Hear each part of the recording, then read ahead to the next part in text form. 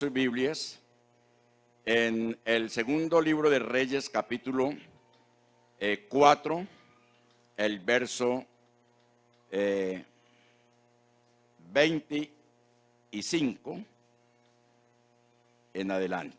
Amén. Segundo libro de Reyes, capítulo 4, verso 25. Partió pues y vino al varón de Dios al monte Carmelo. Y cuando el varón de Dios la vio de lejos, dijo a su criado Jesí: He aquí la sunamita. Te ruego que vayas ahora corriendo a recibirla y le digas: ¿te va bien a ti? ¿Le va bien a tu marido y a tu hijo? Y ella dijo: bien.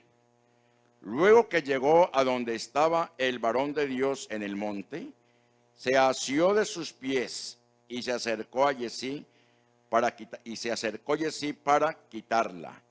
Pero el varón de Dios le dijo: déjala, porque su alma está en amargura y Jehová me ha encubierto el motivo y no me lo ha revelado. Y ella dijo: ¿pedí yo, hijo, a mi señor? ¿No dije yo que no se burlases de mí? Amén.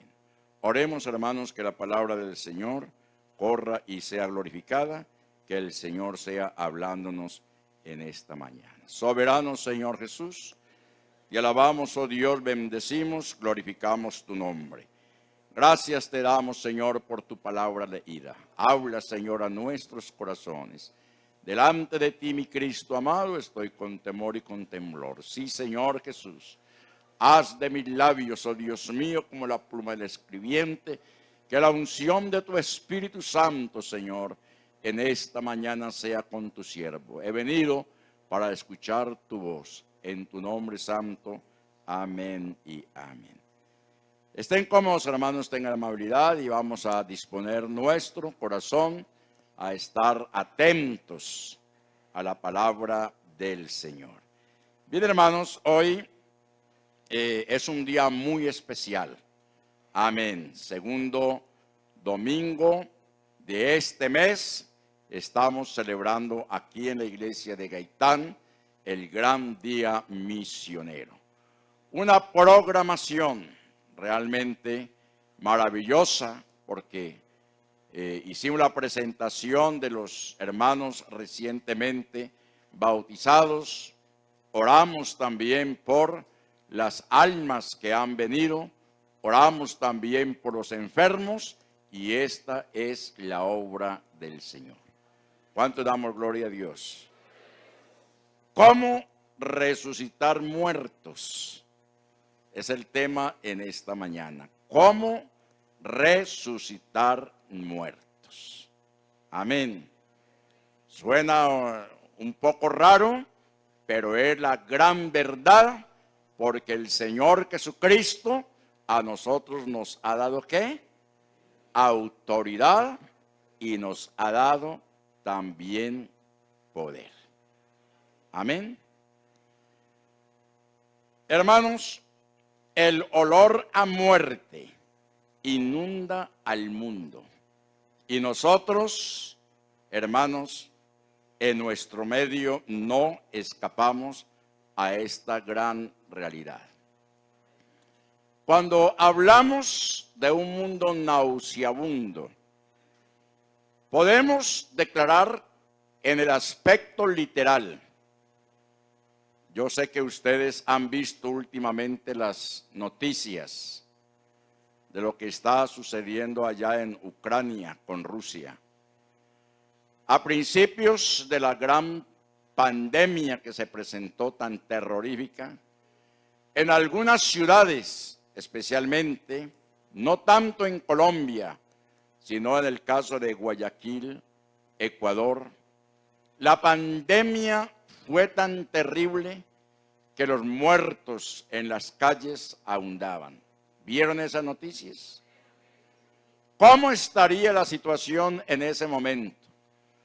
Una situación nauseabunda, de malos olores, porque precisamente cuando se presentan estos conflictos, conflictos de guerra, donde los muertos no son enterrados, cuando se presentan situaciones de pandemia, de peste, cuando los muertos no son enterrados, sino que de pronto tienen que ser incinerados, llevados a una fosa común, hermanos, se levantan olores nauseabundos, insoportables. Si esto lo llevamos al campo espiritual, porque lo estamos hablando en términos, hermanos, en términos literales. Pero al llevarse esto al campo literal, hermanos, podemos observar cómo estamos rodeados de muerte por doquier. Amén. Muerte. ¿Por qué? Porque la paga del pecado, dice la Escritura, es ¿qué? Muerte. Por doquier estamos viendo a un mundo que está perdido, que está nauseabundo.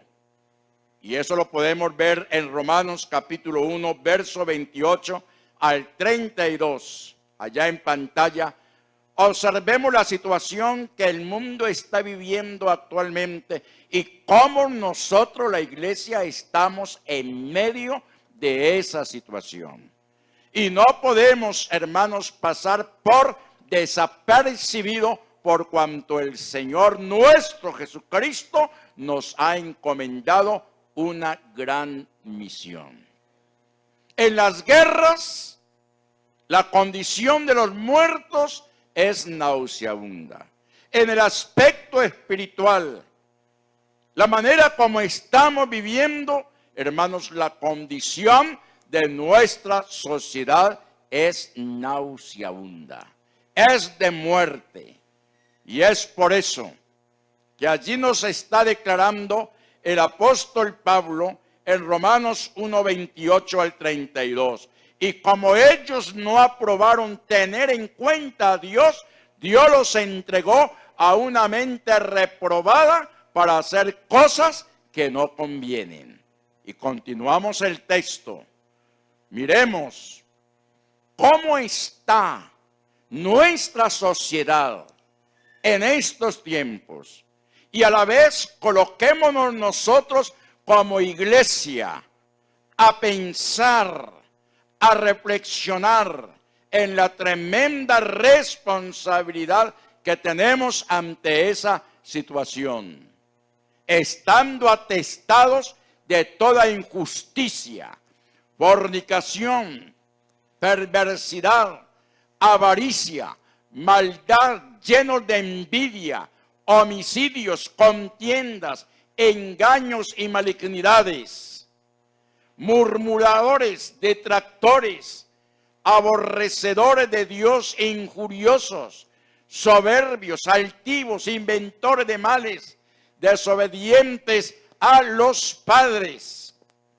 Continúa, necios, desleales, sin afecto natural, implacables, sin misericordia. ¿Ustedes no creen, hermanos, de que eso es muerte? Que esa es la condición nauseabunda en la que nuestra sociedad en estos momentos está sumida. Y que en otro tiempo nosotros estábamos también en esa misma condición. Esa condición de muerte. Y cuando miramos en Romanos capítulo 3 y el verso 23, podemos observar la tremenda sentencia que sobre la raza humana ha caído por causa del pecado. Por cuantos todos pecaron y están, ¿qué? Destituidos de la gloria de Dios. Porque al estar en el pecado, están, ¿qué, hermanos? Muertos. Muertos.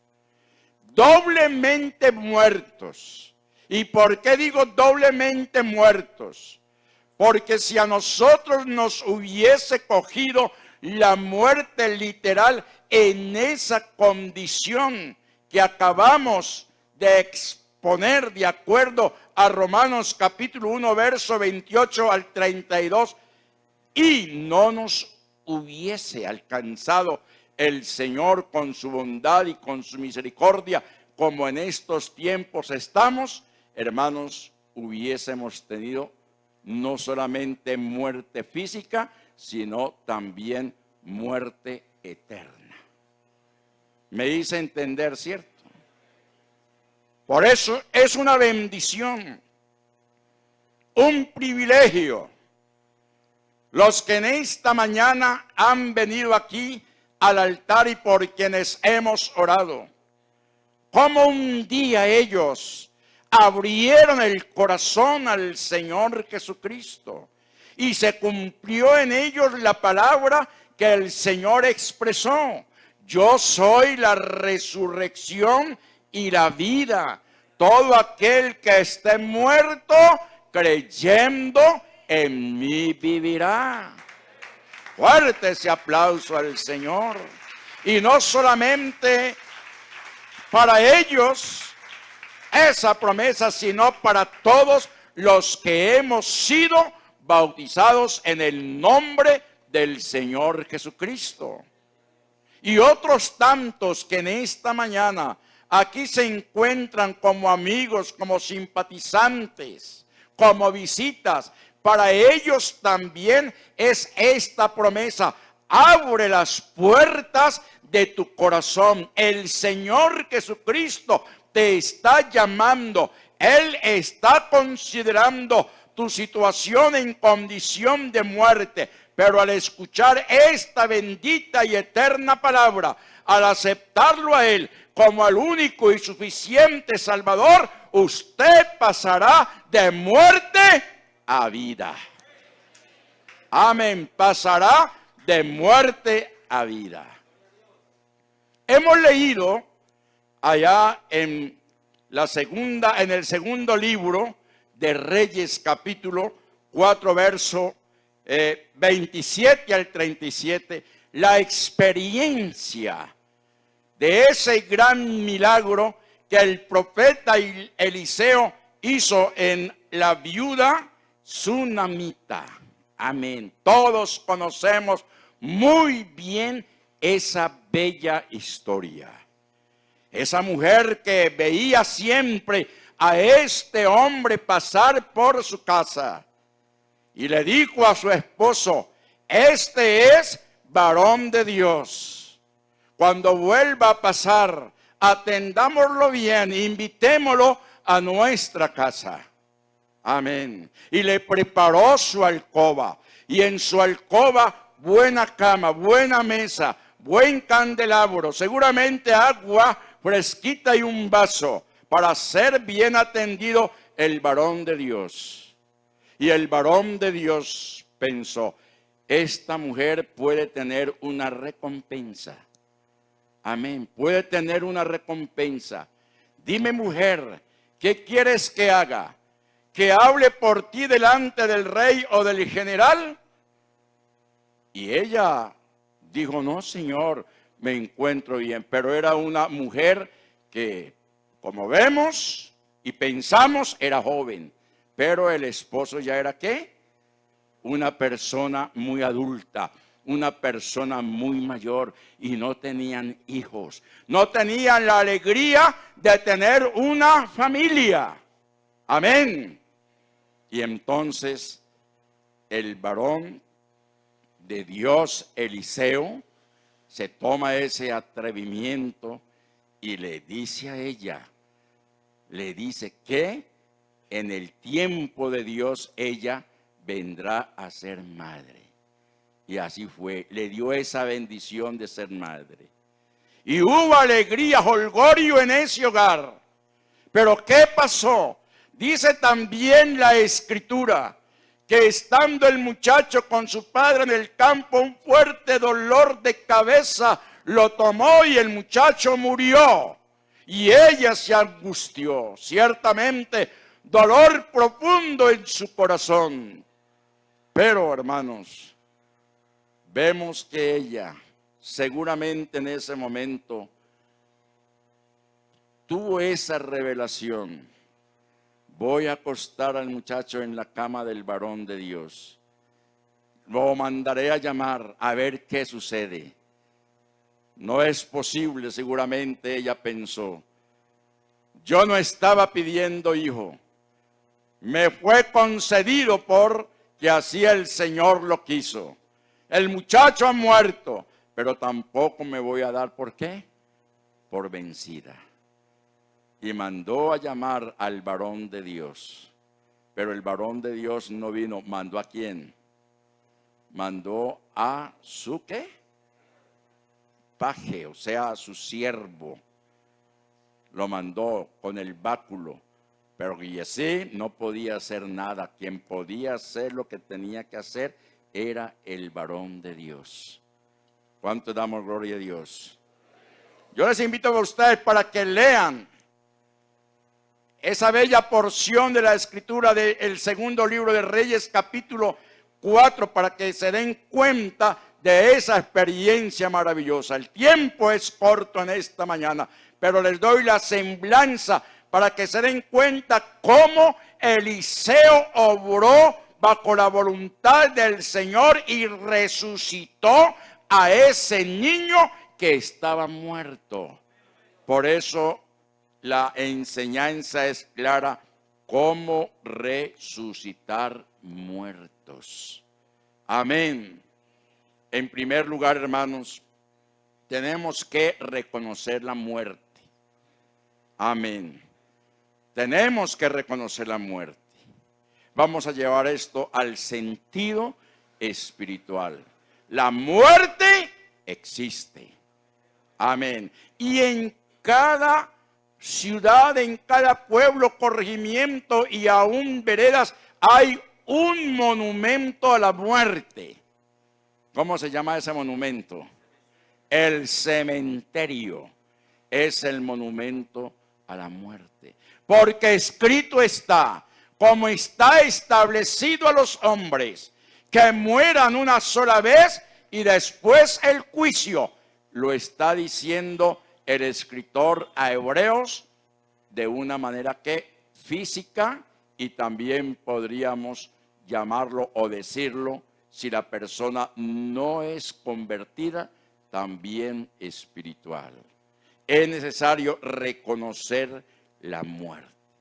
Lucas 7:24, así nos lo está declarando. Miremos lo que dice allí Lucas 7:24 al respecto.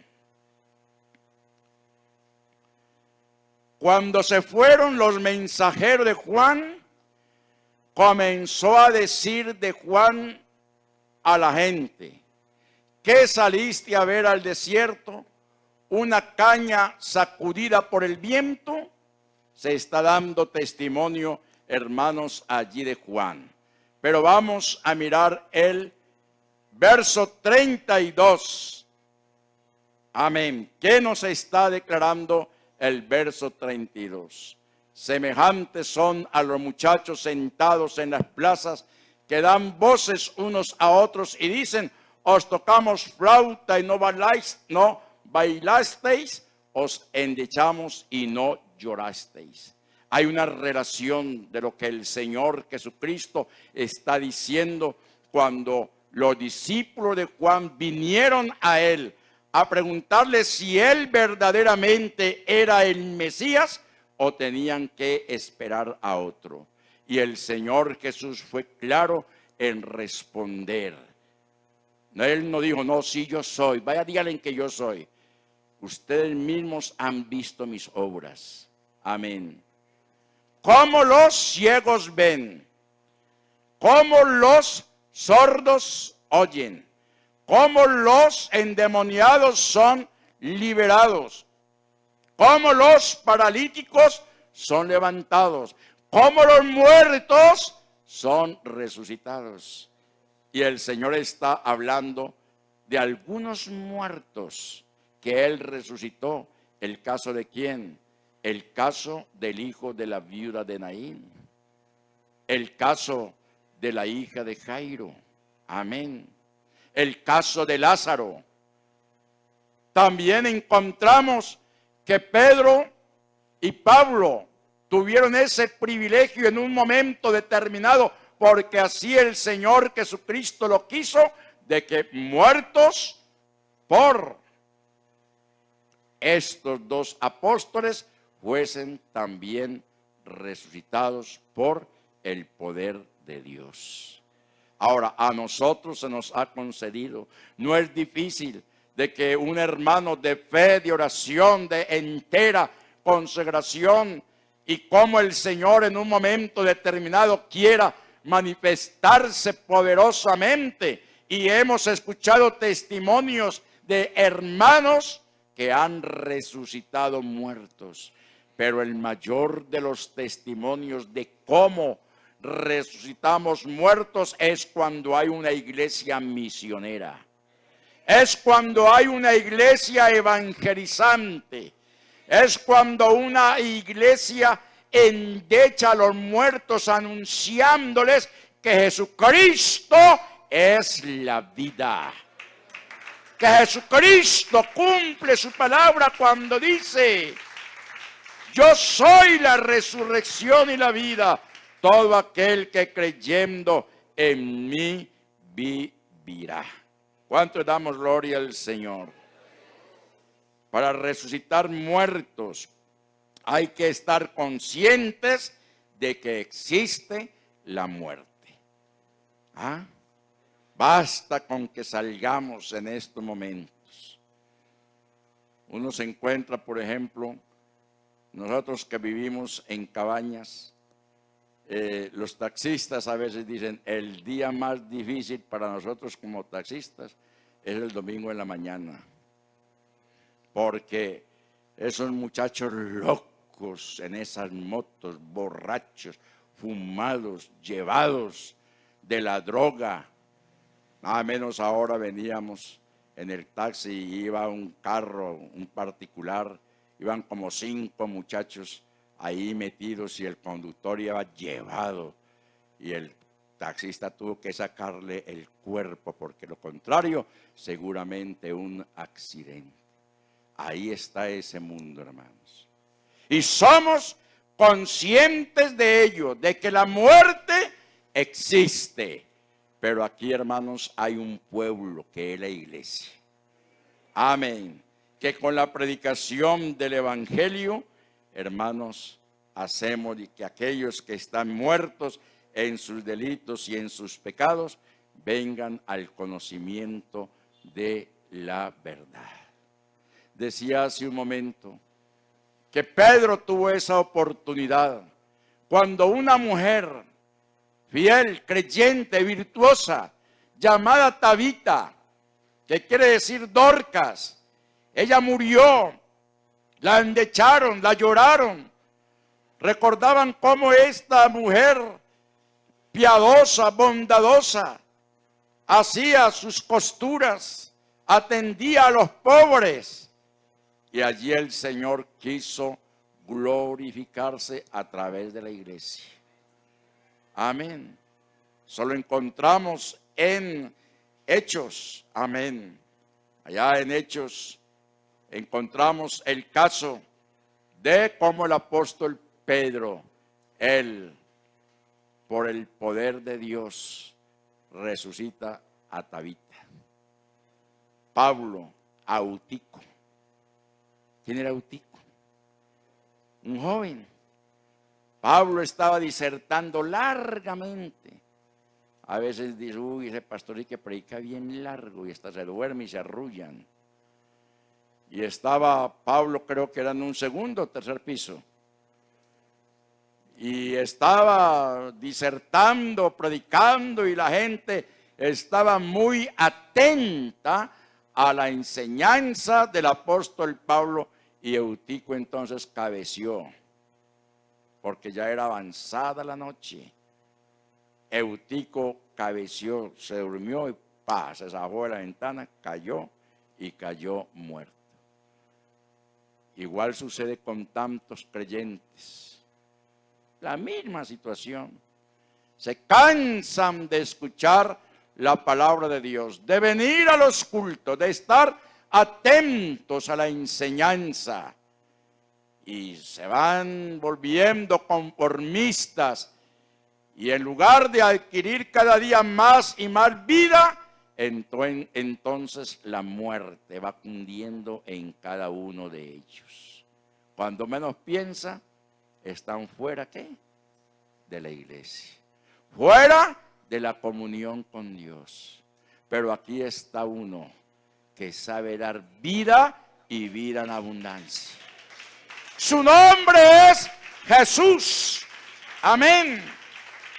Por eso, hermanos, es importante nosotros como iglesia, los hermanos como evangelistas, y gracias a Dios, aquí hay un ministerio, el ministerio de evangelismo y misiones, el ministerio de Refán, el ministerio de vida nueva, y a eso agreguémosle todos aquellos hermanos que aún no teniendo cargo, tienen carga. Amén. Por las almas, y que están dispuestos a ir y anunciar este evangelio. Por eso, hermanos, no podemos pensar que los seres humanos están dormidos y que con nuestros propios poderes vamos a despertarlos con pañitos de agua tibia. El mundo está, hermanos, sumido, aletargado. Ustedes se dan cuenta, por ejemplo, en el siglo pasado, los países europeos, especialmente los Países Bajos, eran los mayores exponentes que enviaban misiones aquí a las Américas. Estados Unidos, vinieron colonos de los Países Bajos, de Europa, de España, y en este momento, hermanos, en aquellos países no quieren saber nada, pero nada de Dios. Los templos se convirtieron prácticamente en monumentos. Enviar un mensajero cuesta millones. La gente no quiere escuchar. Y es lamentable que en estos momentos, hermanos, encontramos una situación donde se está cambiando lo que es la enseñanza, lo que es la doctrina, por programitas de motivación, de superación personal, que de poder mental y todas estas cosas, entreteniendo a las almas con pañitos de agua tibia. Por eso estos cadáveres espirituales solo pueden ser resucitados por un poder divino, obrando a través de ¿quién? De la iglesia. Amén. Si siente aplaudir al Señor, hágalo. La iglesia tiene esta gran misión. No estamos llamados, hermanos, a predicar pañitos de agua tibia. Ahora encontramos predicadores aún pentecostales motivacionales por doquier. Aún la iglesia, cuando tiene un programa, no vamos a invitar al hermano fulano de tal, a la hermana fulana de tal, porque él es un profesional en psicología, porque él es un profesional en humanismo, por esto y lo otro, porque él tiene el diploma, porque él tiene el cartón. Si para eso fuera, lo invito para que vea cartones en la oficina mía. A mí no me hicieron los cartones. No. El Espíritu Santo de Dios siempre ha sido mi maestro. Y esta su iglesia ha sido mi universidad. Amén. Si para eso fuera, ¿por qué? Hermanos, porque están subestimando. No, que el fulano es tal, es un profesional.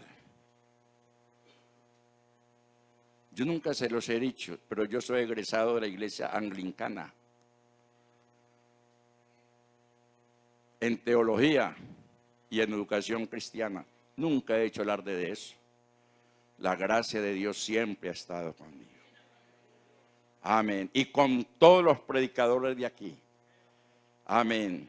Que no han pasado por una universidad, por un seminario, pero la inspiración y la unción del Espíritu Santo de Dios es la que prevalece para ir a ese mundo que está nauseabundo por causa del pecado, por causa de la maldad.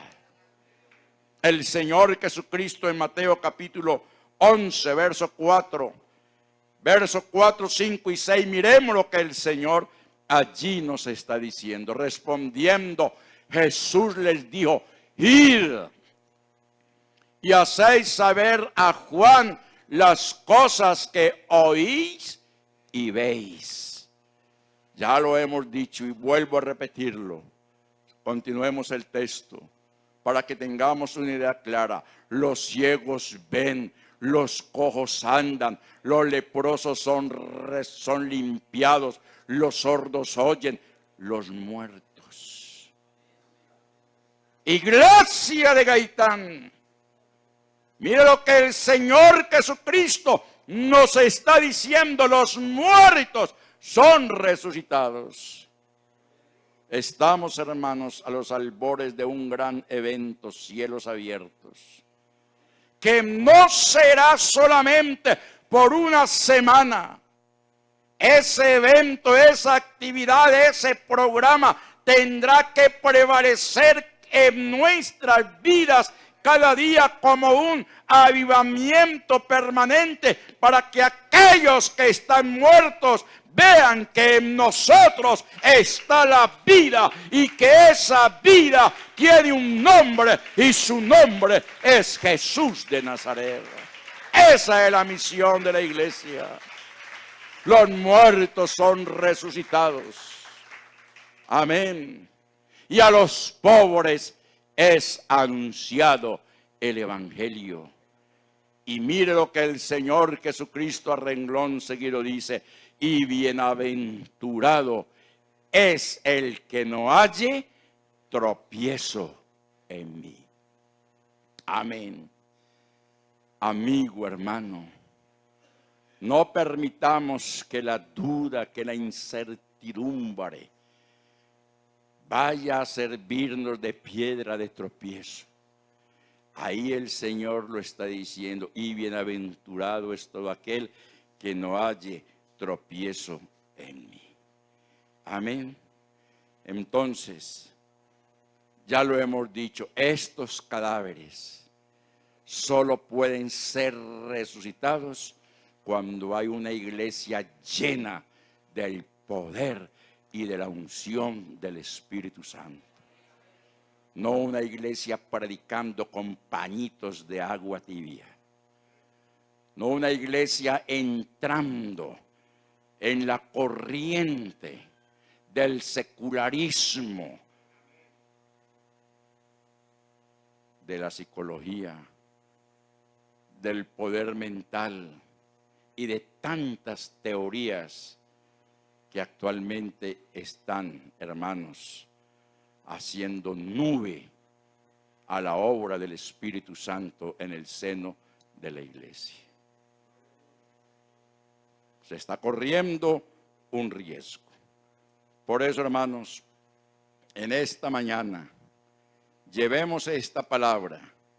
Realmente Dios quiere hablarnos cada día y nos ha encomendado esta gran misión, la misión de ir y tener la paciencia del sembrador. Miremos cómo la Escritura dice: el sembrador salió a sembrar. No dice que los sembradores. El sembrador habla de un sembrador que tenía un campo. Tenía un campo grande. Yo recuerdo que en la pequeña finca de mi papá, allí habían diferentes terrenos. Habían diferentes terrenos. Había un terreno, hermanos, que no daba sino una ramita que se llama vendiaguja. Yo no sé si ustedes la conocen. Eso no daba sino vendiaguja, eso no daba nada más, eso no daba ni cebolla, no daba nada, sino vendiaguja. Había por allá otro terreno que era demasiado húmedo y eso no daba sino de un pasto que se llama imperial. Pero había otro terreno al pie de la finca, hermano, que eso daba una yuca y unos plátanos, la cosa más tremenda. Y por ahí había otro terrenito que lo llamábamos que la peña. ¿Por qué? Porque era pedregoso. Pero uno solo era el agricultor, que era mi papá. Y mi papá a todos esos 4 terrenos, él les estaba poniendo cuidados porque a todos esos 4 lotes les sacaba provecho. Y el sembrador salió a sembrar uno. Y parte de la semilla cayó en un terreno pedregoso, el otro cayó en esta parte, otro cayó en otra. Pero la satisfacción fue que otra parte de la semilla cayó, ¿dónde? ¿Dónde cayó? En buena tierra. Y eso le produjo a él grandes satisfacciones.